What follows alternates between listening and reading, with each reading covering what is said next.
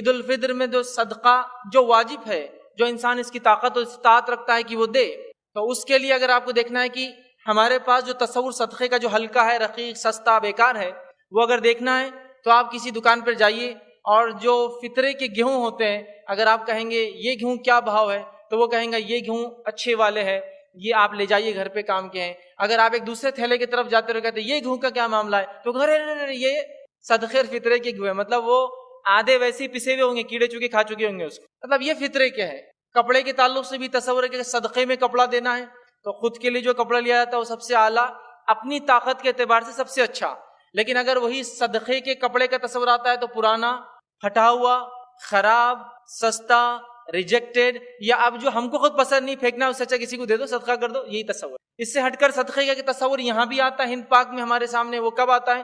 جب کوئی چیز گم جائے، مسجد میں چپل گم گئی، جان دو صدقہ کر دیا اپن نے، گاڑی چوری ہو گئی، جان دو صدقہ گیا اپنا، مطلب جو چیز دل سے تو خرچ کرنا نہیں تھی، چلے گئی، وہ تقدیر میں چونکہ نہیں تھی آپ کے، تو بولے اب یہ صدقہ ہو گیا۔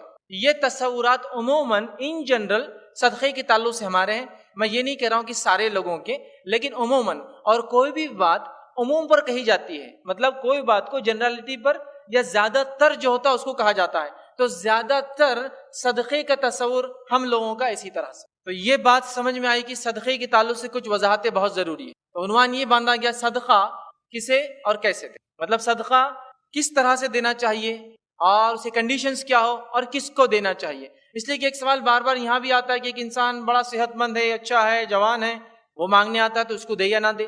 اسی طرح ہٹے کٹے لوگ گروہ بنا کر، ٹولی بنا کر، گروپ بنا کر گھومتے ہیں اور لوگوں سے صدقات لیتے ہیں، اور کبھی کبھار صدقات نہیں ایکسٹورشن کرتے ہوں آپ سے، جس کو کہتے ہیں نا چھین کر لیتے، مانگ کر لیتے، ڈیمانڈ کر کے لیتے، ہلتے ہی نہیں جب تک آپ نہ دیں۔ تو سوال آتا ہے کیا یہ صدقے میں کاؤنٹ ہوگا، کیا یہ صدقہ ہے ہمارا؟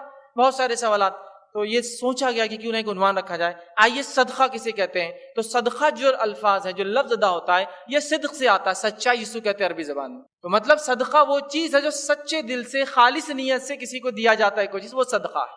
اور اگر شرعی اصطلاح میں، اسلامک ٹرم یا اسلامک ڈیفینیشن جس کو کہیں گے، اسلامک ٹرم میں، شرعی اصطلاح میں صدقے کا معنی ہوتا ہے کہ ایسا عطیہ یا ایسا تحفہ جو سچے دل سے، خالص نیت سے اللہ کی خوشنودی کے لیے کسی کو دیا جائے، وہ صدقہ ہے۔ کوئی ایسا عطیہ، کوئی ایسا گفٹ، چاہے پیسہ ہو، کپڑا ہو، روپیہ ہو، اناج ہو، کوئی بھی چیز ہو، یا کوئی ہیلپ ہو سکتی ہے، یہ خالص دل سے، خالص نیت کے ساتھ اللہ کو راضی کرنے کے لیے کسی کو دینا، یہ صدقہ کہلاتا ہے، یاد رکھیں۔ تو یہ صدقے کا معنی ہے، لیکن اگر لفظی معنی لے تو سچائی سے یہ لفظ آتا ہے، صدق سے صدقہ لفظ آتا ہے۔ صدقہ یاد رکھیے، زکوٰۃ کو بھی کہا جاتا ہے۔ تو صدقات کی دو قسمیں ہوتی ہیں، ایک صدقے کی وہ قسم جو ہم پر دینا واجب اور فرض ہے، اور ایک صدقے کی وہ قسم جو ہم پر دینا نفل ہے، یاد رکھیے۔ مطلب یہ انسان اپنے اعمال کے اضافے کے لیے، نیکیوں کے بڑھوتری کے لیے کرتا ہے، یاد رکھیے۔ تو صدقے کی یا صدقے کے معنی میں کون کون سی چیزیں داخل ہے؟ دونوں ہی داخل ہے، فرض صدقہ اور نفل صدقہ، جس میں زکوٰۃ سب سے اعلیٰ مثال ہے، جو مالی ہم پر ایک ایسی عبادت ہے جو فرض ہے، جو اس کی طاقت رکھتا ہے، جو صاحب نصاب ہے۔ اس کو بھی قرآن نے صدقہ کہا ہے، جیسے کہ مثال کے طور پر سورہ توبہ سورہ نمبر 9 آیت نمبر 60 میں اللہ نے کہا فرمایا انما الصدقات للفقراء والمساکین، یہ صدقہ، فرض زکوٰۃ فقیروں کے لیے، مسکین کے لیے، اور 8 مد جو زکوٰۃ کی اللہ نے اس کے بعد اس آیت میں سورہ توبہ سورہ نمبر 9 آیت نمبر 60 میں ایکسپلین کی ہے، جو 8 مد زکوٰۃ کن کو دینی چاہیے۔ تو یہاں زکوٰۃ کے لفظ صدقے کا آیا ہے، تو اسی لیے میں نے کہا صدقے کو ہم 2 حصوں میں تقسیم کرتے ہیں، فرض صدقہ جو دینا ضروری ہے، نفلی صدقہ جو ہم اپنی خوشی سے دیتے ہیں، جس سے ہمارے نیکیوں میں اضافہ ہوتا ہے۔ اور آج کا ہمارا عنوان یہ نفلی صدقے پر ہے، فرض صدقے پر نہیں ہے، یاد رکھیں۔ اور ایک عمومی جنرل ٹرم میں صدقے کو ہمارے پاس عمومی طور سے انڈیا میں جو ہے اس کو کہا جاتا ہے خیرات، اور جو فرض ہے تو اس کو نام سے زکوٰۃ، ٹھیک ہے، اس کے بعد جو ہے صدقۃ الفطر کو عید الفطر کا صدقہ اس طرح سے کہا جاتا ہے۔ تو ایک عمومی اعتبار سے میرا آج کا لیکچر یہ نفلی صدقات پہ ہوں گا، یاد رکھیے، فرض صدقات پہ ہم نہیں لیں گے۔ تو قرآن نے زکوٰۃ کو بھی صدقہ کہا، اسی طرح جو ہے عید الفطر میں جو ہم چیز دیتے ہیں کھانے کے اناج وغیرہ، اس کو بھی عید الفطر کا صدقۃ الفطر کہا جاتا ہے۔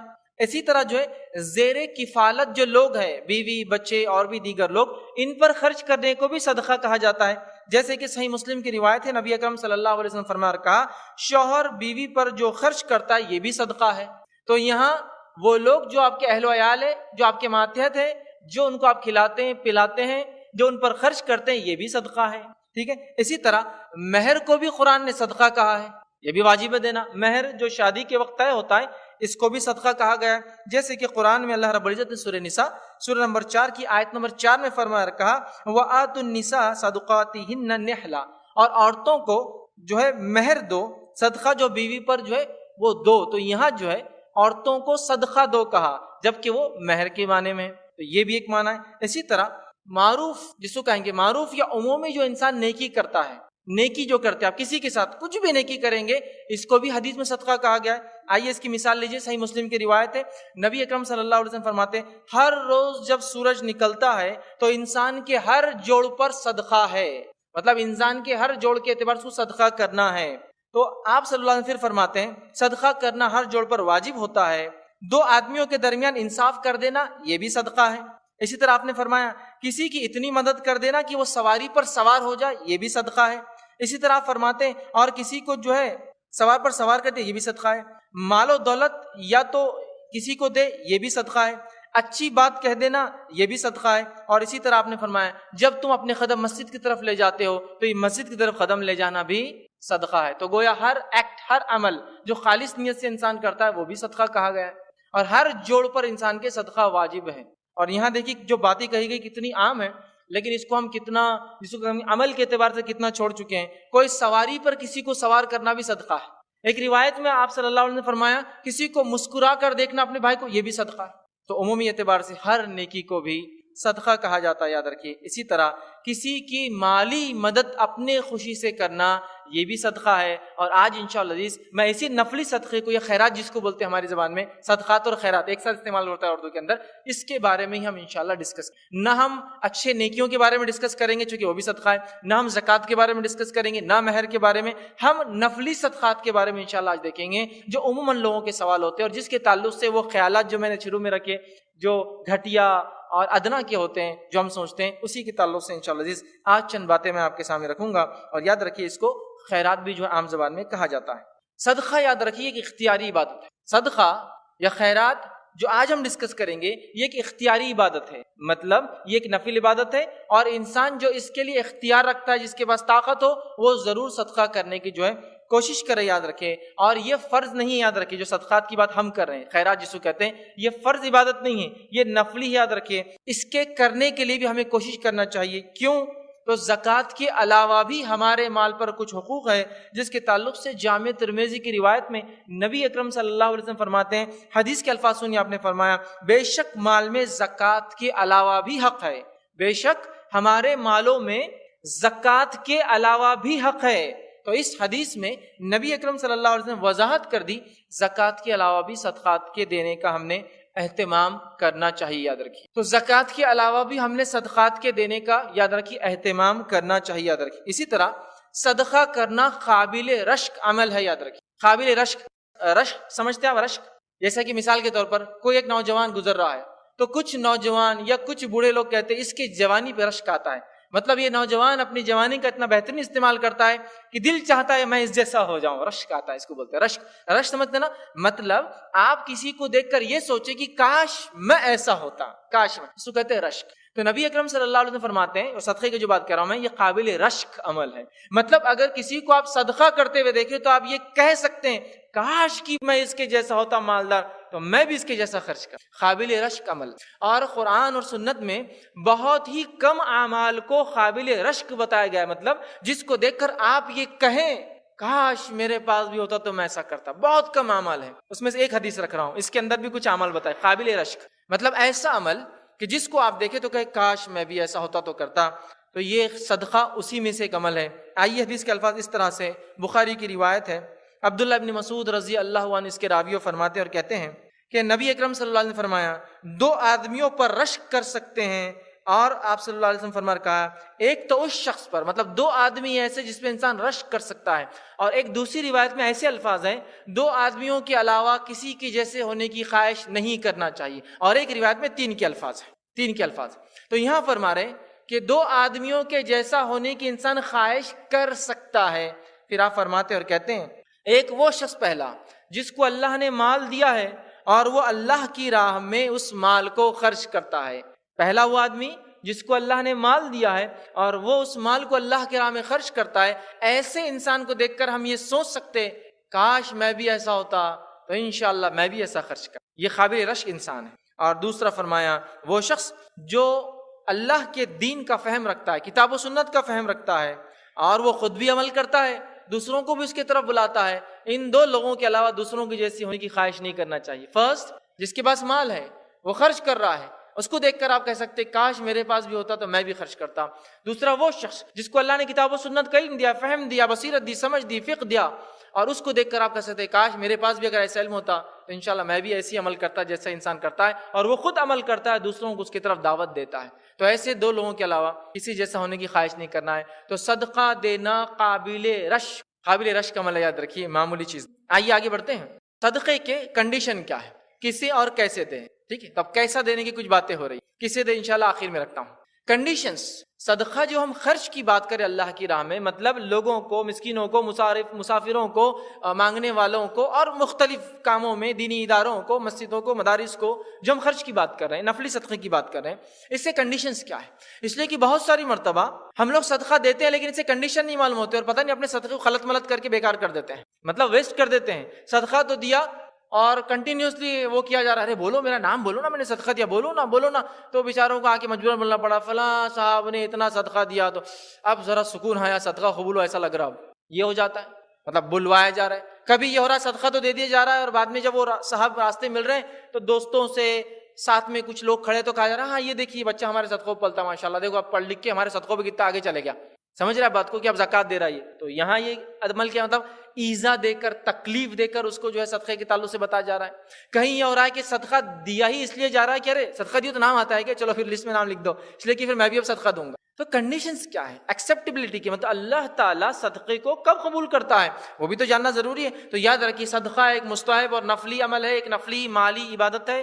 تو اس عبادت کو بھی ہمیں خالص اللہ کے لیے کرنا ہے. تو صدقے کی پہلی کنڈیشن یہ ہے, پہلی شرط یہ ایکسیپٹنس کی, جس صدقے کو اللہ قبول کرتا ہے وہ صدقہ جو صرف اور صرف اللہ کے لیے دیا جائے. فرسٹ کنڈیشن ہے, اور میں سمجھتا ہوں اس کو بہت تفصیل میں بتانے کی ضرورت نہیں ہے. نبی اکرم صلی اللہ علیہ وسلم فرمایا, حدیث بڑی واضح بڑی سخت ہے, روایت کے الفاظ اس طرح سے ہے کہ نبی اکرم صلی اللہ علیہ وسلم کے تعلق سے ابو ہریرہ رضی اللہ عنہ حدیث کو روایت کرتے ہیں, اور اس حدیث کو جب آپ روایت کرتے ہیں تو ایک شخص شام سے آج کے جدید دور کے سیریا سے شام سے نکل کر آتا ہے, مدینہ پہنچتا ہے, لوگوں سے پوچھتا ہے ابو ہریرہ کہاں رہتے ہیں, ابو ہریرہ کہاں رہتے ہیں. لوگ کہتے ہیں کہ ابو ہریرہ رضی اللہ عنہ وہاں رہتے ہیں. وہ پوچھتے گھر پہنچتا ہے, گھر پہنچ کے آپ کے بازو بیٹھتا ہے اور بیٹھ کر پوچھتا ہے ابو ہریرہ میں تم سے شام سے سفر کر یہاں اس لیے آیا صرف کہ رسول اکرم صلی اللہ علیہ وسلم کی کچھ باتیں آپ سے. وہ کہتے کیا واقعے میں تو صرف اور صرف شام سے سفر کر کے میرے پاس اسی نیت سے آئے کہ صرف اور صرف حدیث رسول مجھ سے سنے صلی اللہ علیہ وسلم؟ تو کہا ہاں بس یہی انٹینٹ سے نکلا ہوں کہ تم سے کچھ سنوں. تو کہا پھر تمہیں ایک ایسی روایت میں بیان کروں گا جو میں نے اب تک کسی سے بیان نہیں کی, ایک ایسی روایت بیان کروں گا جو اللہ کے رسول صلی اللہ علیہ وسلم مجھ سے بیان کی, میں نے کسی سے بیان نہیں کی. اور اللہ کے رسول صلی اللہ علیہ وسلم میرے گھر آئے تھے اور یہاں بیٹھے تھے جہاں میں بیٹھا ہوں, اور میں وہاں بیٹھا تھا جہاں تو بیٹھا ہے, اور اللہ کے رسول صلی اللہ علیہ وسلم مجھ سے کہا, اور یہ کہہ کر آپ گر گئے اور بے ہوش ہو گئے. پانی ڈالا گیا, اٹھایا گیا, ہوش میں آئے.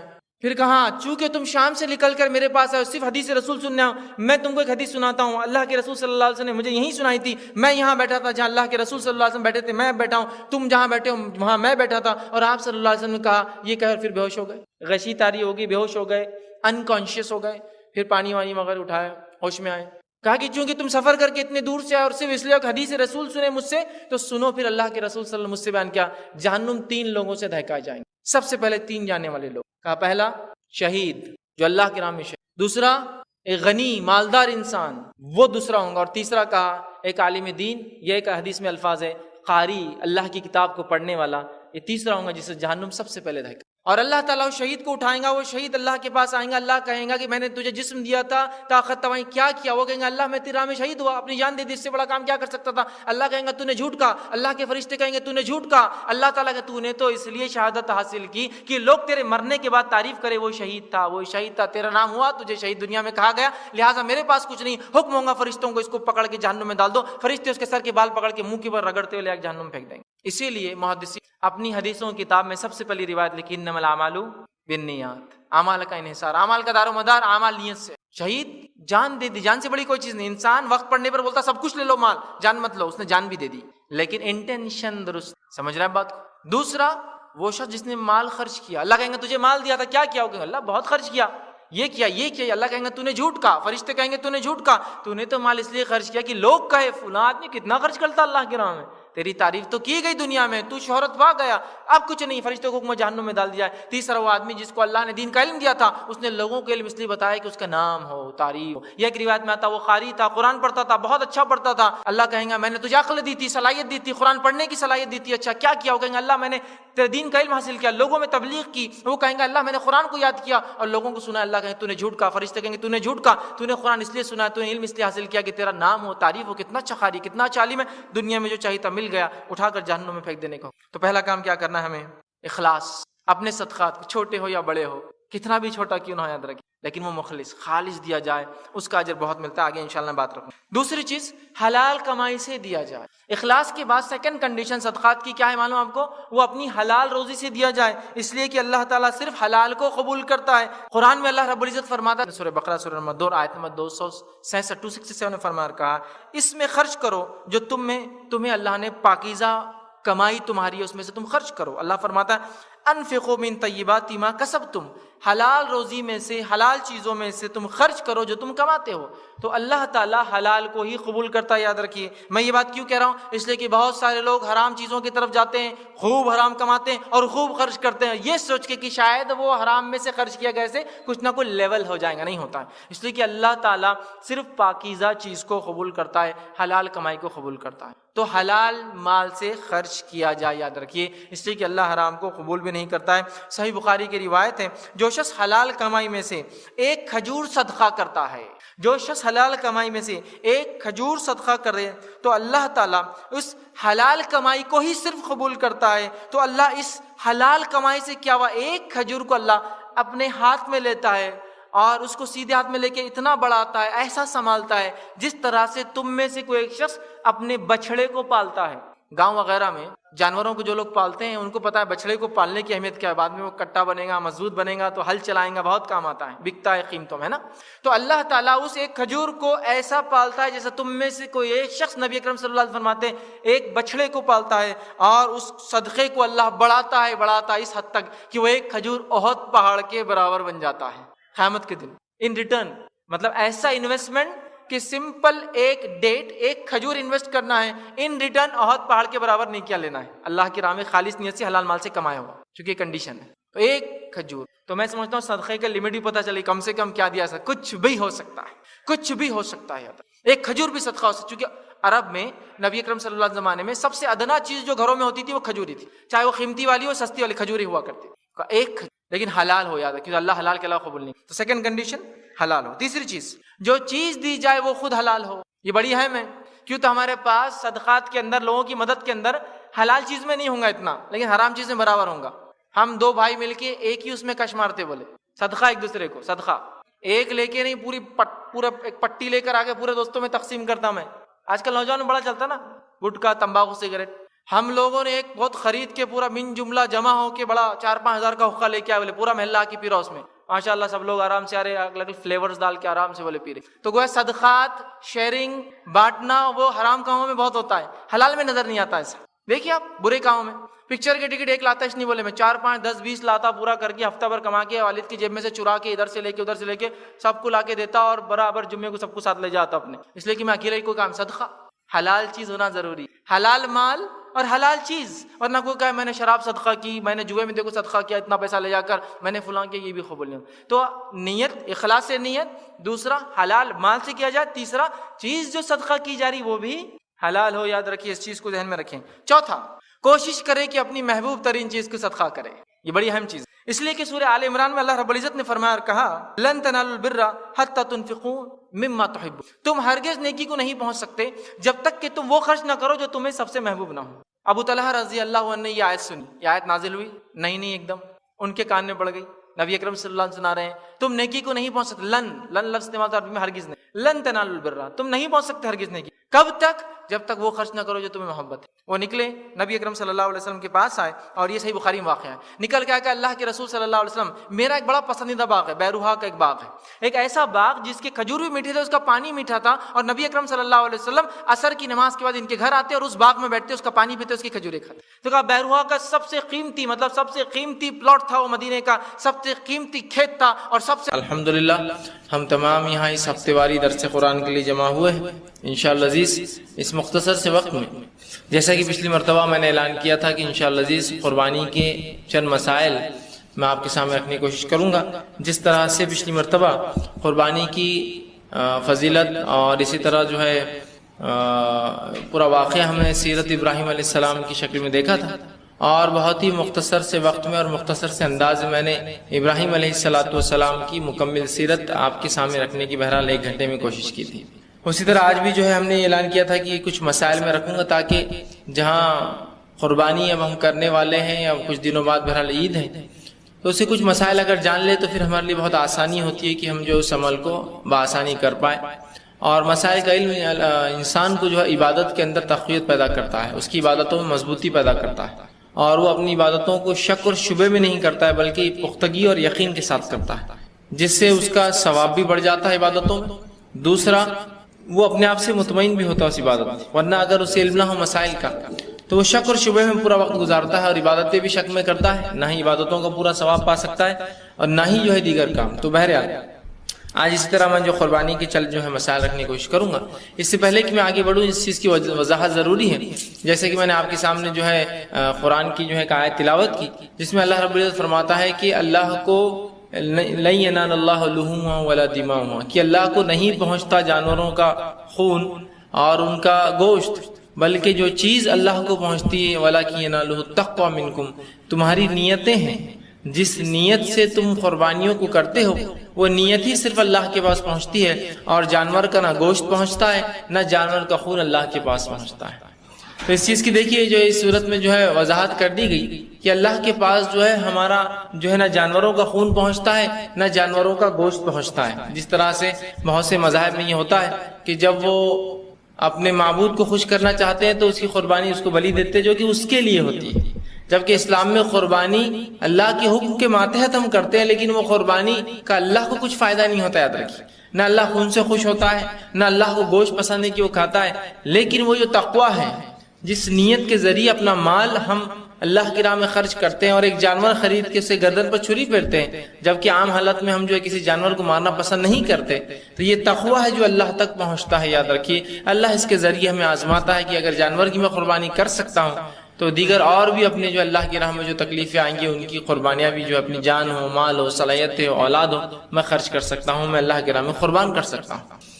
تو جو ہے اللہ کو نہ گوشت پہنچتا ہے جانور کا، نہ اللہ سبحانہ تعالیٰ کو یاد رکھے خون پہنچتا ہے، تو ہماری نیتیں ہیں اصل جو اللہ سبحانہ تعالیٰ تک پہنچتی ہے اور جس کا اجر مجھے اور آپ کو ملتا ہے۔ تو یہ وضاحت ضروری تھی کہ اس سے پہلے ہم آگے بڑھے اور اس عنوان کو دیکھیں قربانی اور اس کی جو ہے مسائل کیا ہوں گے کہ اللہ کو قربانی کا گوشت اور خون نہیں پہنچتا، وہ اصل ہماری نیتیں ہیں جو ہم دل میں رکھتے ہیں جو اللہ تعالیٰ تک پہنچتی ہے اور جس کے بدلے میں اور آپ جو ہے اس کا ثواب پاتے ہیں اور ثواب اٹھاتے ہیں۔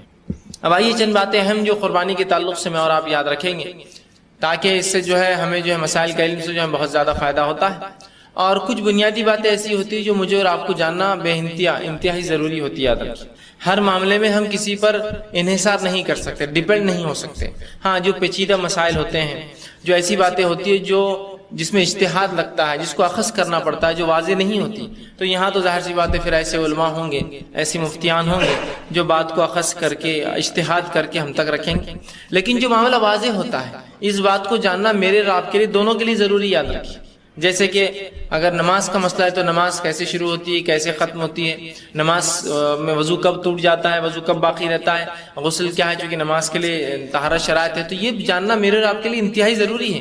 اس کے لیے کوئی علماء اور مفتی نہیں بتائیں گے ہمیں کیا کرنا، یہ تو ہمیں سیکھنا پڑے گا۔ ہاں اس کی پیچیدگیاں جو ہوتی ہے کہ مجھے لقفہ مار گیا، اب میرا ہاتھ کام نہیں کرتا، ایک ہاتھ چلتا ہے، تو کیا میں جب وضو کروں تو دوسرا ہاتھ تو دھو نہیں سکتا ہوں میں ایک ہاتھ چونکہ، تو یہ پیچیدگیاں ہیں، تو یہاں ان کے فتوے کی، ان کے جو اجتہاد کی ضرورت پڑتی ہے۔ لیکن ہم نے اپنے آپ کو اتنا انحصار کر دیا کہ مکمل طور سے کسی کی آنکھ پر ڈیپینڈ ہو گئے ہم، اور ہر کام میں ہم چاہتے ہیں کہ وہ ہماری رہنمائی کرے۔ اس سے ہوتا کیا ہے ظاہر سی بات ہے پہلی چیز تو کوئی بھی آپ کی اتنی لمبی رہنمائی نہیں کر سکتا ہے کہ ہر پل ہر سیکنڈ ہر گھڑی آپ کی رہنمائی کرے.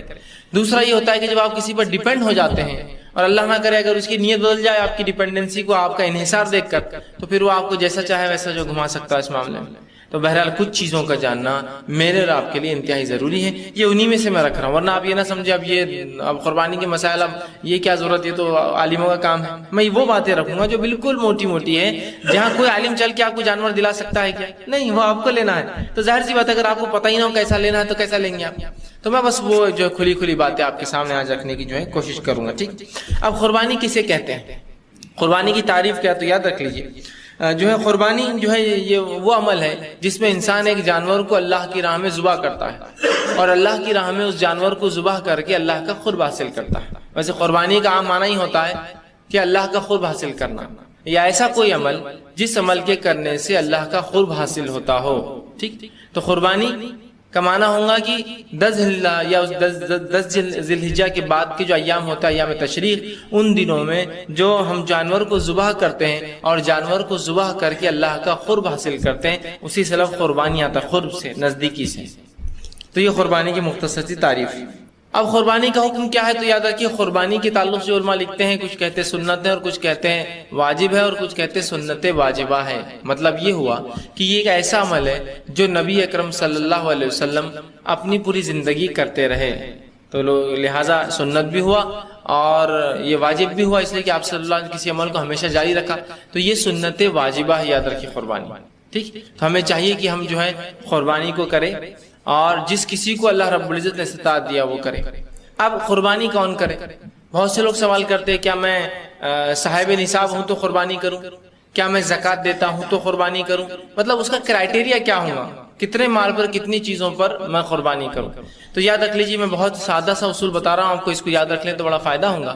قربانی ہر وہ شخص کر سکتا ہے جو کرنے کی طاقت رکھتا ہے. اس میں کوئی صاحب نصاب ہونا، کوئی مالدار ہونا، کوئی اتنا پیسہ ہونا، یا زکوٰۃ دینے والا ہونا، یا جو فطرہ ادا کرتا ہے وہ ہونا، کوئی شرط نہیں ہے. اگر اس مہینے مجھے لگتا ہے کہ اتنا پیسہ میرے پاس ہے کہ میں ایک حصہ ڈال سکتا ہوں، 1400-1500 1000 2000 روپے جو بھی حصے کی رقم ہے، اگر طاقت رکھتا ہوں تو ڈال دے. یہ ہے قربانی. یاد رکھیں. تو قربانی ہر وہ شخص کر سکتا ہے جو اس کے کرنے کی طاقت رکھتا ہو. اس کے لیے کوئی صاحب نصاب ہونا، زکوٰۃ فطرہ دینے والا ہونا، فلاں کوئی نصاب نہیں. یاد رکھیں. اگر اس مہینے اتنی تنخواہ بچتی ہے، اتنا سیونگز ہوتی ہے، یا 4-5 مہینے سے اتنا بچا پاتا ہوں کہ یہ قربانی کا حصہ ڈال سکوں، تو ضرور ڈالیے. اللہ کو مطلوب عمل ہے، محبوب عمل ہے، بہت اچھا عمل ہے. یاد رکھیں. اتنا اچھا کسی کو انتہا نہیں. نبی اکرم صلی اللہ علیہ وسلم حدیث فرماتے ہیں اللہ رب العزت کو 10 ذی الحجہ کو خون بہانے سے زیادہ پسندیدہ کوئی عمل نہیں ہے، مطلب قربانی کرنے سے زیادہ پسندیدہ عمل کوئی نہیں ہے. تو لہٰذا ہم اور آپ کوشش کریں، جو چیز اللہ کو اتنی پسند ہو کیا ہم وہ نہیں کر سکتے؟ اور ایک حصہ میں سمجھتا ہوں بہت کم رقمات میں آتا ہے، بہت قیمتی نہیں ہے. آج ہی ماشاءاللہ میں سمجھتا ہوں حصہ اتنی قیمت میں آتا ہے جتنی قیمت ہے عموماً کبھی کبھار بچوں کے کپڑے بھی نہیں آتے ہیں. کبھی 2000 میں تو کپڑے بھی نہیں آ رہے آج کل، ہے نا. یا لوگ جو جوتے خرید لیتے ہیں 2-2000 کے. تو حصہ کیا کوئی بڑی بات ہے؟ کر سکتا ہے ہر آدمی. کوشش کرے. دیکھیے خرچ کرنے کا جذبہ ہو تو سب کچھ ہوتا ہے. اگر میں سوچ لوں یار یہ میرے سے نہیں ہو سکتا ہے تو آپ کچھ بھی کر لیں گے تو وہ کام نہیں ہو سکتا. جب آپ نفسیاتی طور سے سوچیں کہ میں کر سکتا ہوں تو آپ کر سکتے ہیں. یاد رکھیں. اور جب سوچ لیں نہیں ہو سکتا ہے اب تو مجھے مانگنا پڑے گا، تو پھر وہ آدمی تو ہاتھ ہی پھیلاتا رہے گا. ٹھیک. تو نفسیاتی طور سے تیار کرے اپنے نفس کو کہ ہمیں قربانی دینا ہے. اور اگر 2-4 مہینے پہلے سے آپ کوشش کریں تو یہ اچھی بات، کتنی اچھی بات. اور اگر آپ زکوٰۃ نہیں دیتے تو پھر تو قربانی ضرور کیجیے. اس لیے کہ میں تو کوئی عبادت مالی کر ہی نہیں رہا ہوں، تو کم از کم کوشش کر کے قربانی کا حصہ تو ڈالوں. تو یاد رکھیے قربانی ہر وہ شخص کرے گا جو رکھنے کی قربانی کرنے کی طاقت رکھتا ہوں. ٹھیک. اسی طرح قربانی کی فضیلت کیا ہے؟ آپ صلی اللہ علیہ وسلم سے سوال ہوا قربانی کی فضیلت کیا ہے، اور یہ ترمذی کی روایت حسن درجے کی حدیث ہے. آپ نے فرمایا 10 ذی الحجہ کو جو خون بہانے سے بڑھ کر ابن آدم اللہ تعالیٰ کے ہاں کوئی بہتر عمل نہیں کرتا. مطلب 10 ذی الحجہ کو عید کے دن خون بہانے سے زیادہ پسندیدہ اور محبوب عمل اللہ کو اور کوئی نہیں ہے. پھر فرمایا اللہ کے رسول نے یہ جانور قیامت کے دن اپنے سینگوں اور کھروں اور بالوں سمیت آئیں گے، اور یہ جانور روز قیامت آئیں گے اپنے سینگوں کھروں اور بالوں سمیت آئیں گے، اور خون کے زمین پر گرنے سے پہلے اللہ تعالیٰ کے یہاں ایک مقام ہوتا ہے، سو تم قربانی خوش دلی سے کرو. جانور کا خون زمین پر گرنے سے پہلے اللہ کے پاس اس قربانی کرنے والوں کا ایک مقام ہوتا ہے. کیا مقام ہوتا ہے یہ اللہ ہی بہتر جانتا ہے. ایک مقام ہوتا ہے. تو لہٰذا تم خوش دلی سے قربانی کرو. یہ نہ ہو کہ تنگ دست دلی ہو کہ چلو اب سب کر رہے تو کرنا ہے, مجبوراً میں کر لیتا ہوں, اور دل میں کجی ہے کہ کیوں میں کر رہا ہوں, کیا اس کا وہ ہے. بلکہ خوش دلی سے قربانی کرنے کا رسول اللہ نے حکم دیا. اور یہ جانور ہم کو جو اجر اور ثواب دیں گے روز قیامت, یاد رکھیے. اور اللہ کو یہ بہت زیادہ عمل محبوب ہے. تو ہم میں سے ہر شخص کوشش کرے کہ وہ ضرور جو ہے اگر اللہ نے طاقت دی تو قربانی کرے. ٹھیک, اسی طرح اب قربانی کی جو ہے حکمت کیا ہوں گی اللہ رب العزت کے پاس, تو کئی حکمتیں ہو سکتی ہے اسی قربانی کی. ایک یہ ہو سکتی ہے کہ اللہ چاہتا ہے کہ ہم اللہ کے راہ مال خرچ کریں. قربانی ظاہر سی بات ہے مال خرچ کرنے کا ذریعہ ہے. دوسرا, جانور کو ذبح کرنا انسان میں ایک جذبہ بھی جگاتا ہے کہ میں جب کسی جانور کا خون اللہ کے راہ میں بہا سکتا ہوں تو اللہ وقت آنے پر تمام تر چیزیں میں تیری راہ میں قربان کر دوں گا. ٹھیک, یہ ایک جذبہ ہوتا ہے نا. جذبہ جب انسان جانور پہ چھری پھیر رہا ہے, عام حالت میں کسی بھی انسان کا دل کسی جانور کو مارنے کے لیے نہیں ہوتا, یاد رکھیے. ہر آدمی تھوڑا سا بچتا ہی ہے. اور ایک بار سے شکار میں پھر بھی انسان کسی جانور کو مار لے گا, لیکن ذبح کرنا اور تکلیف دہ چیز ہوتی ہے, لیکن وہ ذبح کر رہا ہے. تو یہ ذبح کرنا ایک طرح کی حکمت ہے کہ ذبح کرنے سے اللہ ہمیں تعلیم دینا چاہتا ہے, سکھانا چاہتا ہے کہ جیسے جانور کی گردن پہ چھری پھیر رہا ہوں, جس سے ظاہر سی بات اس کی جان چلی جاتی ہے, تو اسی طرح اللہ اب تیرے راستے میں وقت آیا تو اپنا وقت, اپنا مال, اپنی صلاحیتیں, اپنی نفس اور اپنی تمام تر چیزوں کی میں قربانی دینے کے لیے اللہ میں راضی ہوں. تو یہ قربانی کئی طرح کے سبق مسلمانوں کو سکھاتی ہے. تو ہم قربانی کا اصل مقصد لے یاد رکھیں, نہ کہ رسمی طور سے اس کو کرے, بلکہ قربانی کا مقصد یہی ہے کہ ہم اللہ کی راہ میں سب کچھ قربان کرنے والے بن جائیں. جس طرح سے جب یہ قربانی کی شروعات ہوئی, اس نبی نے جہاں سے یہ شروعات ہوئی اس نے اپنا سب کچھ اللہ کی راہ میں قربان کر دیا. ابراہیم علیہ السلام اپنی جوانی, اپنا وقت, اپنا گھر, اپنے باپ کا گھر, اپنا وطن, اپنا ملک, اپنا شہر, اپنے بیوی, اپنا بچہ, اور جب بچہ بڑا ہوا تو اس کو قربان کرنے کا حکم آیا, اس کے لیے بھی تیار ہے. سب کچھ قربان کر دیا اس نبی نے.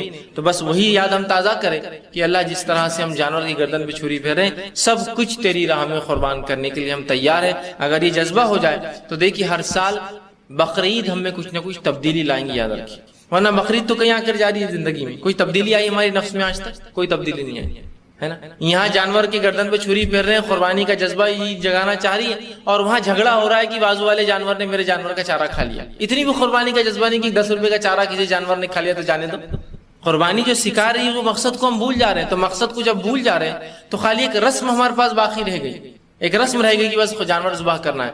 باقی جو اصل جذبہ ہونا چاہیے تھا کہ ہم اللہ کی راہ میں قربان ہونے والے بنے, سب کچھ اپنا قربان کرے. ایک مومن بھائی کے لیے تھوڑا سا قربانی کیا ہے, اس کا دھکا لگ گیا, اس کو جو ہے تھوڑا سا وہ ہو گیا, اس کے جانور نے کچھ کھا لیا, اس کے گھر سے مجھے تکلیف ہو گئی, اس کے بچوں دے دو یار, یہ چلتا ہے, اتنا میں جو ہے اللہ کے راہ میں برداشت کر لوں گا, اپنا پڑوسی ہے میرا. تو قربانی جو جذبہ سکھانا چاہتی ہے وہ قربان ہونے کا ہے, وہ ایک دوسرے کے لیے عاجزی انکساری اختیار کرنے کا ہے. اللہ کے راہ میں سب کچھ دینے کا ایک جذبہ پیدا کرتی ہے, یاد رکھیں. اگر وہ جذبہ ہم بھول گئے تو قربانی ایک رسم کے علاوہ کوئی فائدہ مجھے اور آپ کو نہیں دینے والی. جس طرح سے آج زندگی میں ہم نے 10 20 30 40 50 عید گزار لی اور آج تک ایک ذرہ برابر بھی اس عید نے ہم میں کوئی تبدیلی نہیں لائی. یہ قربانی دینے کا اللہ کی راہ میں, یا اللہ کی راہ میں چلنے سے جو تکلیفیں آتی ہے اس پہ اپنا کچھ قربان کرنے کا جذبہ ہم میں جاگا ہو. تو اس عید کو سمجھیے, صرف جانور کو ذبح کرنے کوئی فائدہ نہیں ہے. اللہ نے بھی اس کا اعلان کر دیا کہ اللہ کو خون اور جو ہے گوشت کچھ بھی نہیں جاتا جانور کا, اصل نیت جاتی ہے. اب اگر نیت بھی درست نہ ہو یا قربانی و مقصد ہی پورا نہ کر پائے تو پھر جانور پر چھری پھیرنا ہی بس ایک رسمی ہوگا, بس ایک جانور کو مارنا, اس کے علاوہ کیا. تو کوشش کریں ہم قربانی کریں, دل سے کریں, خوش دلی سے کریں. ٹھیک, اسی طرح اب قربانی جو ہے کون کون سے جانور کی ہو سکتی ہے. تو دیکھیے قربانی جو ہے بکری یا بھیڑ جس کو کہتے ہیں, ٹھیک, ان کی قربانی ہو سکتی. دوسرا جو ہے گائے بیل جس کو ہم کہتے ہیں, گائے, اس کی قربانی ہو سکتی. اور تیسرا ہوتا ہے اونٹ, ٹھیک, اور اونٹنی, اور جس کا مذکر ہے اس کے مؤنث, جس کا مؤنث اس کا مذکر بھی اس میں شامل ہے. اگر بکرے کی ہو سکتی تو بکری کی بھی ہوتی ہے, اونٹ کی ہوتی ہے تو اونٹنی کی بھی ہوتی ہے, اور بیل کی ہوتی ہے تو گائے کی بھی ہوتی ہے, یاد رکھیے. ٹھیک, تو یہ 3 چیزوں کی جو ہے قربانی ہم دے سکتے ہیں, مطلب 3 قسم کے جنس ہے یہ. چھوٹے جانوروں میں بھیڑ بکری, بڑے کے اندر گائے بیل, اور اس کے بعد اونٹ اونٹنی, یاد رکھیے. اتنے جانوروں کی ہم جو ہے قربانی دے سکتے ہیں. اور یہ جانوروں کو بہیمۃ الانعام کے نام سے قرآن نے پکارا, اس کو چوپائے کہا جاتا ہے. ٹھیک ٹھیک, تو آپ بکرا یا بکری, بھیڑ یا دمبا یا دمبی جس کو ہم کہیں گے, یا بھیڑ کہتے ہیں اس کو ہم عام زبان میں, اسی طرح جو ہے گائے بیل اور اونٹ اور اونٹنی کی قربانی ہم جو ہے دے سکتے, یاد رکھیے. تو ایسا دیکھا جائے تو کل 8 جانور ہوتے ہیں, بھیڑ ٹھیک، بھیڑ کا مذکر مؤنث، بکری بکری کا مذکر مؤنث، گائے گائے کا مذکر مؤنث، اور بیل معاف کرنا اونٹ اونٹ کا مذکر اور مؤنث۔ تو 8 قسم کے جانور ہوتے ہیں، ان کو کہتے ہیں بہیمۃ الانام، عربی میں چوپائے۔ یہ وہ جانور ہے جن کا کھانا ہم پہ حلال ہے، اور ساتھ میں انہی کی قربانی ہو سکتی ہے، یاد رکھیں ٹھیک۔ تو یہ 4 جانوروں کی قربانی ہو سکتی ہے۔ اب اس کے لیے کیا چیز ہے جو ہم دیکھیں جانور کو خریدنے سے پہلے کہ وہ ان شرائط پہ اترے کہ ہم اس کی قربانی کر سکتے ہو؟ تو پہلی چیز یاد رکھیے، آپ صلی اللہ علیہ وسلم نے فرمایا لا تذبحوا الا مسنّا، مت ذبح کرو مگر دانت والا۔ تو یہ پہلی شرط ہے، یاد رکھیے کہ اگر میں جاتا ہوں اور جانور خریدنا چاہتا ہوں تو وہ دانت والا ہو۔ اس کا کرائٹیریا دانت والا مطلب جانور پیدا ہی دانت کے ساتھ ہوتے ہیں ٹھیک۔ جو لوگ جانتے ہیں گائے بیل کے تعلق سے ان کو نالج ہے جانوروں کا، ہر جانور پیدا ہی دانتوں کے ساتھ ہوتا ہے۔ تو اب رسول اللہ کیا فرما رہے لا تذبحوا الا مسنّا، مت ذبح کرو مگر دانت والا۔ اس سے مراد یہ ہے کہ مت ذبح کرو مگر وہ جانور جو پیدائش کے بعد، پیدائش کے ساتھ تو دانت آتے ہیں، اس کے بعد جانور کے دانت گر کر پھر نئے دانت آتے ہیں۔ تو مت ذبح کرو مگر دانت والا سے مراد یہ کہ جو جانور اپنے دانت گرا کر پھر سے لاتا ہے، یاد رکھیے ٹھیک۔ تو دانت گرا کر لانے سے مراد یہ کہ اس کے پہلے دانت، یاد رکھیے سامنے کے دانت جانور گرا کر نئے لاتا ہے، تو اس سے آپ پتا کر سکتے کہ یہ جانور کی عمر کیا ہے، اور اسی سے جو ہے اس کے اعتبار سے آپ کو دانت والا جانور تلاش کرنا ہے، مطلب اس کے دودھ کے دانت جھڑ کر جب نئے دانت آتے ہیں۔ تو بھیڑ اور بکری جو ہے 1 سال سے جب زائد ہو جاتے ہیں تو اپنے دانت گرا کر نئے دانت لاتے ہیں۔ لیکن یاد رکھیے شریعت نے عمر کی قید نہیں لگائی، دانت والا ہونا شرط ہے، سال والا نہیں، دانت والا۔ اب چاہے وہ بکرا اگر 10 سال بھی دانت نہ گرائے تو کیا کرے، اس کی قربانی نہیں ہو سکتی، اس لیے کہ وہ دانت والا نہیں ہے، یاد رکھیے ٹھیک۔ کہ تو عمر کی قید نہیں، اصل دانت کی قید ہے۔ دوسرا، گائے اور بیل جو ہوتے ہیں یہ 2 سال سے زائد جب ہو جاتے ہیں، تیسرے سال میں داخل ہوتے ہیں، تب دانت گرا کر لاتے ہیں۔ لیکن اگر کوئی بیل 5 سال کا دانت نہ گرائے تو قربانی نہیں ہوگی، اس لیے کہ حدیث میں لا تذبحوا، مت ذبح کرو الا مسنّا، سوائے دانت والے کے، بالکل واضح ٹھیک۔ اب اسی طرح جو اگر اونٹ ہو تو اونٹ 4 سال سے زائد جب ہوتا ہے تب دانت گرا کے 5ویں سال میں داخل ہوتا ہے تو لاتا ہے، تو 5 سال کا ہو۔ لیکن پھر بھی کوئی کہے یہ اونٹ ہے میرا اور اس کا ڈیٹ آف برتھ جو ہے اتنی ہے اور اس کے حساب سے آج 5 سال کا ہو گیا، لیکن اس کے دانت نہیں گرے، تو کیا آپ لے سکتے ہیں اس کو؟ نہیں، اس لیے کہ دانت والا نہیں۔ پھر چاہے گائے بیل ہو چاہے بھیڑ بکری ہو، دانت والا ضروری، ہاں سوائے بھیڑ کے بچے کے، یا اگر آپ کے پاس طاقت نہ ہو، یا آپ کے پاس بکری یا بکرا ملتا ہی نہ ہو، مطلب جانور ہے ہی نہیں، تو رسول اللہ نے ایک صحابی سے فرمایا تھا اگر تجھے کچھ نہ ملے قربانی کو، وہ واقعہ یوں ہوا تھا کہ ایک صحابی رسول نے جب رسول اللہ صلی اللہ علیہ وسلم سے راستے میں عیدگاہ جاتے وقت ملے تو کہا اللہ کے رسول میں نے قربانی کر دی۔ تو کہا تم نے قربانی کر دی؟ تو کہا میں نے سوچا قربانی ذرا جلدی کر کے نماز کو چلو۔ تو رسول اللہ نے کہا اس کی قربانی نہیں ہوتی جس نے نماز سے پہلے قربانی کی، وہ تو عام ذبح ہو گیا، قربانی تو نماز کے بعد ہی ہوتی ہے۔ تو کہا اللہ کے رسول اب کیا کروں، میں نے تو قربان کر دیا اور بس ایک ہی جانور تھا۔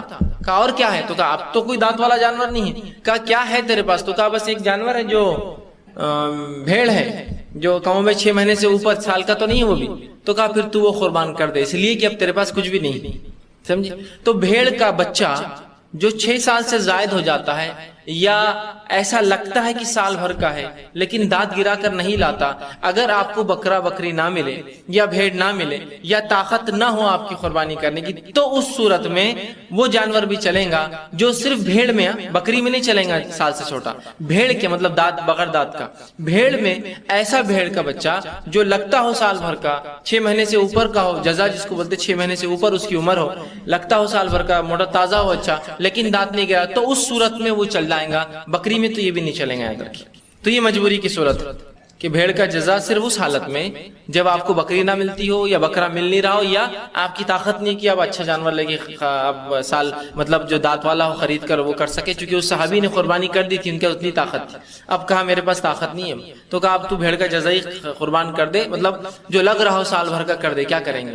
ٹھیک، تو یہ ہوئی شرائط یاد رکھی۔ تو آپ اب جانور خریدنے جائیں گے تو سب سے پہلے اس کے دانت دیکھیں گے، اور جانور عموماً 2 دانت گرا کے ایک ساتھ لاتا ہے، 2 گرتے پھر 2 آتے، پھر 2 بازو کے، ایسا 2 بیچ کے گرے، پھر 2 بازو کے، 2 بازو کے، اس سے آپ بولیں گے 2 دانتی، 4 دانتی، 6 دانتی، 8 بولتے ہیں نا، اس سے عمر پتہ چلتی ہے اس کی 2 سال، 4 سال، 6 سال، 8 سال، اس سے جانور کی عمر پتہ چلتی ہے کتنا کام کیا ہوا، کتنا ہوا، کتنی زندگی دنیا میں گزارا، اور یہ بالکل عام معمول ہے۔ اور کہیں بھی آپ جائیے اس کو بولی دانت بتائیے، اب آپ بولیں گے دانت تو دانت ہے، اب کیسے معلوم ہے؟ دیکھیے جو دودھ والے دانت ہوتے ہیں بہت چھوٹے چھوٹے ہوتے ہیں جانور، اور جو گرا کر لاتا ہے نا وہ اس سے 4 پٹ بڑے ہوتے ہیں. آپ دیکھتے پہچان لیں گے یہ 2 دانت الگ کیوں ہیں، اس کے 4 دانت الگ کیوں ہیں، 8 دانت الگ کیوں ہیں؟ اس لیے کہ وہ دانت بہت بڑے ہوتے ہیں بنسبت دوسرے دانتوں کے جو پیدائشی ہوتے ہیں اس کے اندر. تو آپ بولیے دانت بتائیے وہ فوراً بتا دیں گا. ٹھیک ہے. اب بہت سی بار ہوتا ہے ہم جاتے ہیں قربانی کو اور بولتے ہیں ارے ماشاء اللہ وہ زبردست جانور دکھ رہا ہے، اب وہ زبردست کیا پورا سودا ہو گیا، پھر بولتے یہ ہے کیا وہ قربانی کے لائے، بولتا رہے ہو جائیں گا بس 8 دن میں دانت گرا کے لا لیں گے، ابھی قربانی کو 12 دن ہے، لے جاؤ آرام سے. تو پہلی شرط آپ نے دیکھنا چاہیے تھا نا، جب کسی چیز پہ شریعت نے کنڈیشن لگا دیا تو آپ اس کنڈیشن کو پہلے فلفل کریں گے، پہلے بھریں گے، یا پہلے چیز کر لیں گے اور پھر کریں گے؟ سمپل سی بات ہے. آپ یہاں سے جو ہے کسی جگہ لکھا ہوا ہے کہ ڈسکاؤنٹ مطلب سیل چل رہی ہے، ڈسکاؤنٹ مل رہا ہے نا، تو ڈسکاؤنٹ مل رہا لیکھا ہوا رہتا اپ ٹو 50%، 50% تک. سب پہ نہیں ملیں گا، مطلب کچھ شرائط. پھر ایک تارا ہوتا ہے نیچے لکھا ہوتا ہے کنڈیشن اپلائیڈ، ہے نا. پھر آپ جب جاتے ہیں تو وہاں پتا چلتا ہے 2 جوڑے لینے پر 50% ڈسکاؤنٹ ملتا ہے، 1 پر نہیں، ہے نا. تو کیا آپ چیزیں لے کر آ جاتے ہیں اور پھر بولتے ہیں کتنا ڈسکاؤنٹ ہے، بلکہ آپ کیا بولتے ہیں کیسا ڈسکاؤنٹ ہے، اسکیم کیسی ہے اور کتنے پر ملیں گا، 2 پر ہے، پورا پوچھ کر جاتے ہیں تاکہ ہتک نہ ہو. تو ایسا کیوں ہوتا ہے؟ دین کے معاملے میں پہلے سب کچھ کر کے پھر اس کے بارے میں پوچھنا، جب دنیا کے معاملے میں پہلے پوری تحقیق کر کے چیز کی طرف جانا.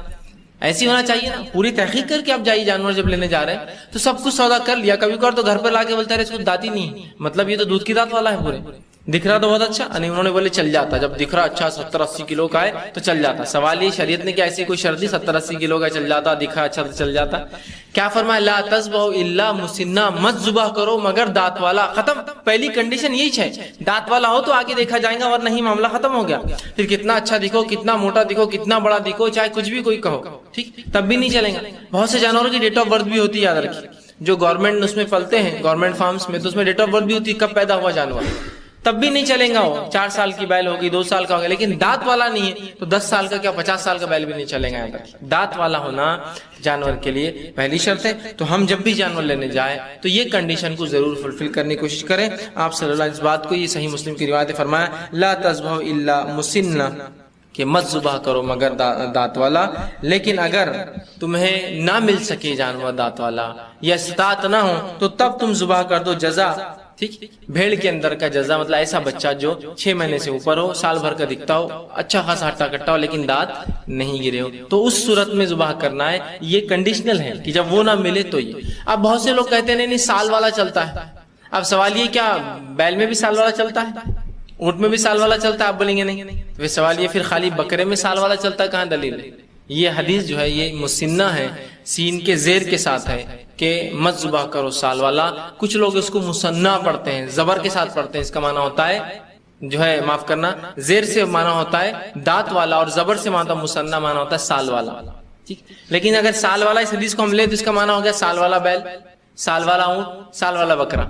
ٹھیک، جبکہ ایسا معنی نہیں ہے. آپ خود کہیں گے نہیں سال بھر میں نہیں چلیں گا بیل، تو اس کا مطلب مسنہ ہے، مطلب دانت والا. پھر چاہے وہ 2 سال سے زیادہ کا بیل ہوتا ہے، 4 سال زیادہ کا اونٹ اور 1 سال سے زیادہ کا بکرا ہے بکری، دانت توڑ کر لاتے ہیں. تو یہ پہلی شرط ہے. ٹھیک، اسی طرح قربانی میں کسی بھی قسم کا عیب نہیں ہونا چاہیے. اگر کسی بھی قسم کا عیب، کان کٹا، لنگڑا، دم ٹوٹی ہوئی، ٹھیک ہے، یا جو ہے جسم کا کوئی اعضا جھڑا ہوا خراب ہوا جیسا سنگ ٹوٹے ہوئے اس کے، ٹھیک، ہاں سنگ نہیں ہے بچپن سے یا بغیر سنگ کے جانور ہوتے ہیں وہ الگ بات، لیکن ہو کر ٹوٹ جائے تو نہیں چلیں گا، نہیں قربانی کو چلیں گا.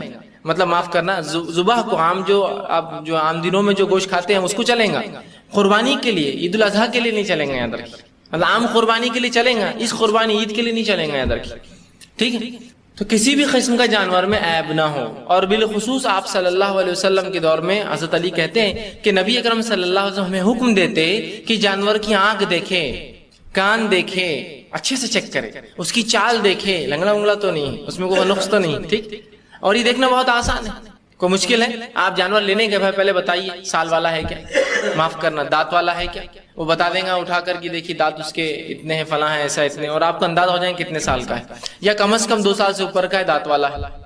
ٹھیک ہے، بیل ہے تو، اگر بکرا ہے بکری ہے تو ظاہر سے 1 سال سے اوپر کا دانت والا آپ نے دیکھا، چلیے ایک کرائٹیریا تو ماشاءاللہ ہوگا. اب اس کے بعد آپ ادھر دیکھ لیجیے اسے گردن پٹا گیا، اب بکری بیل ہے تو آپ خود چل کے آزوز دیکھ لیجیے کان سلامت ہے کہ آسانی سے دیکھ سکتے ہیں، اگلا پچھلا ہوگا.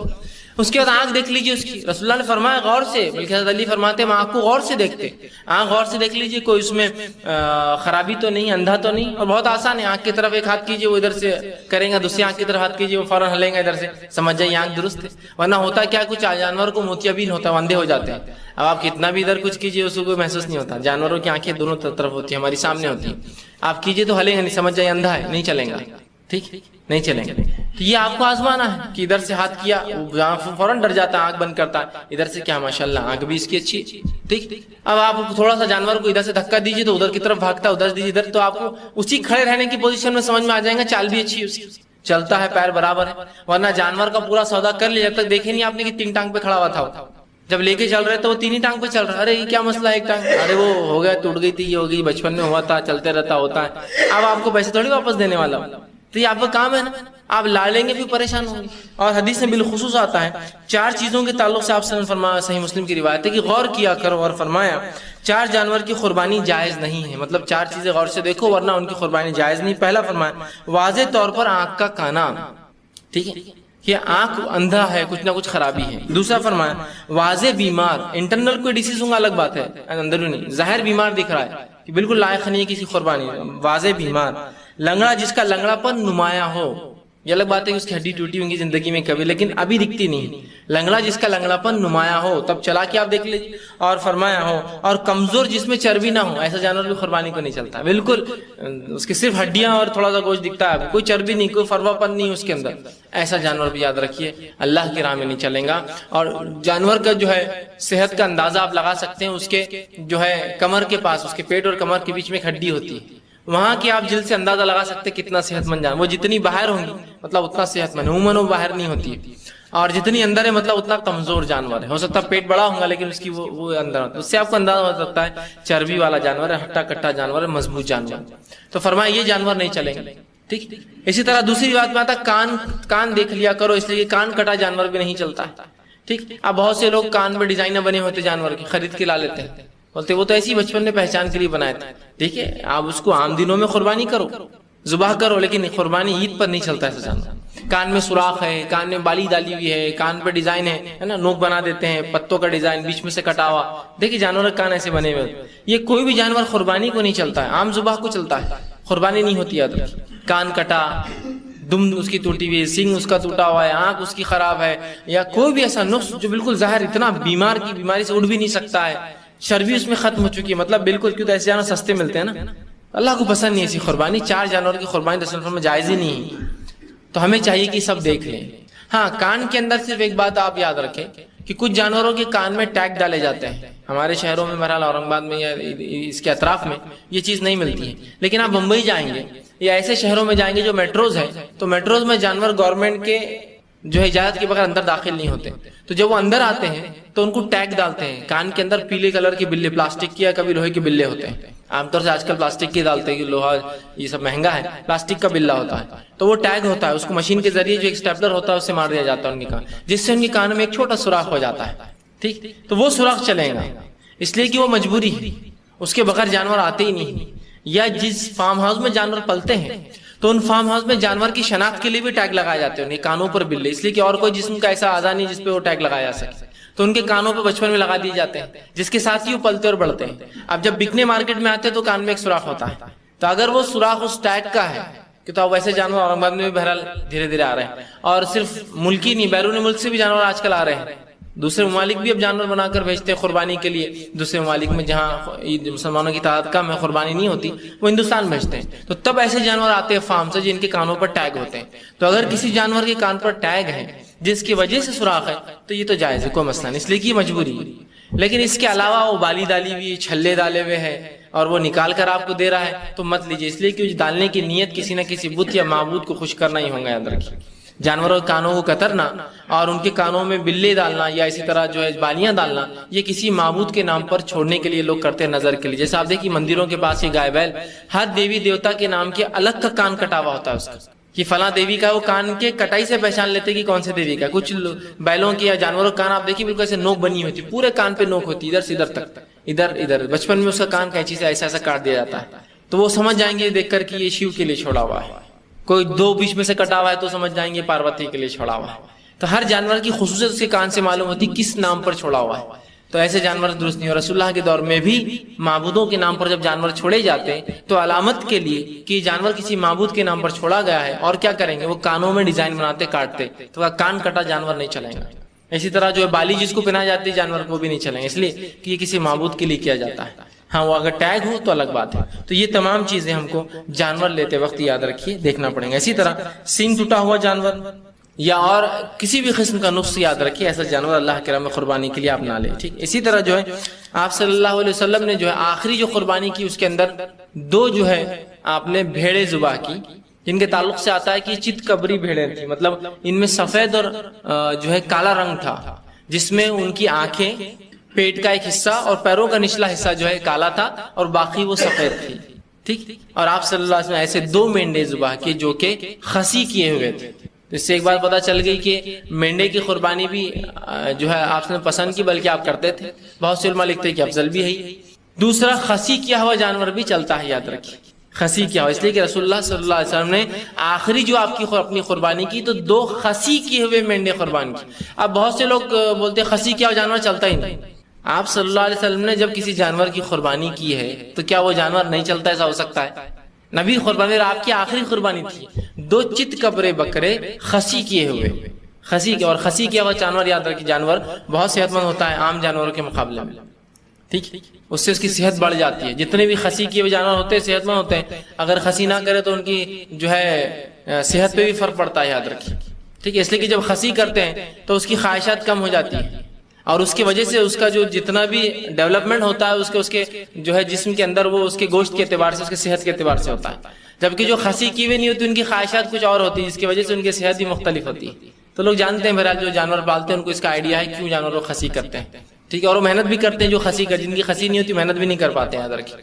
ٹھیک. تو خسی کیے ہوئے جانور کی تو گویا خسی ہوا جانور بھی، بہت سے لوگ سوال کرتے چلیں گا، ہاں چلتا ہے بالکل، یاد رکھیے.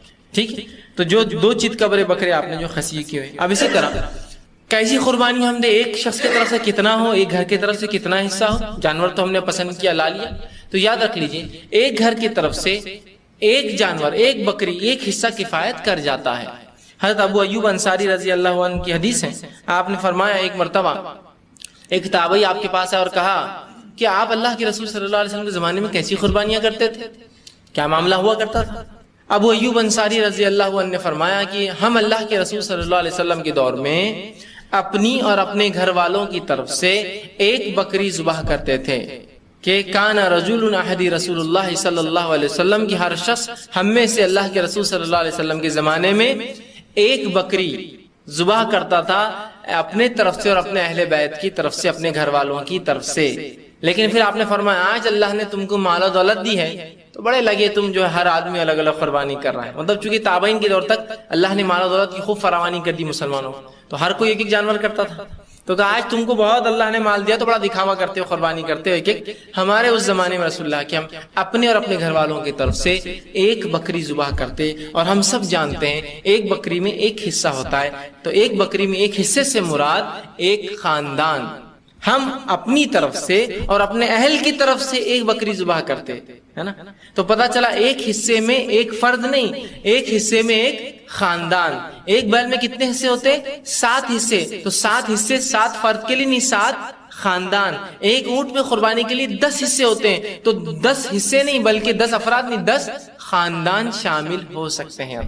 لیکن اگر اللہ نے دیا ہے تو آپ 1000 اونٹ کیجیے، یہ آپ کا مسئلہ ہے. لیکن کچھ نہ ہو تو ایک حصہ ڈال سکتے ہیں. اب یہ مسئلے کا بھی علم نہیں ہمیں. ہوتا یوں ہے کہ اس مسئلے کا علم نہیں ہونے سے کیا پرابلم ہوتی ہے، سب سے بڑا مشکل کیا ہوتی ہے؟ اگر میرے پاس طاقت ہے اور میں چاہتا ہوں کہ میں حصہ ڈالوں تو میں بولتا ہے ابا کیا سوچیں گے، ان کے نام کا حصہ نہیں، امی کیا سوچیں گے، ان کے نام کا حصہ نہیں. دونوں کماتے نہیں، آپ کے ساتھ رہتے اب تو ظاہر سی بات ہے وہ آپ کے ماتے ہیں اب، تو آپ ضرورت نہیں ان کے الگ حصے کی، آپ کے حصے میں کافی.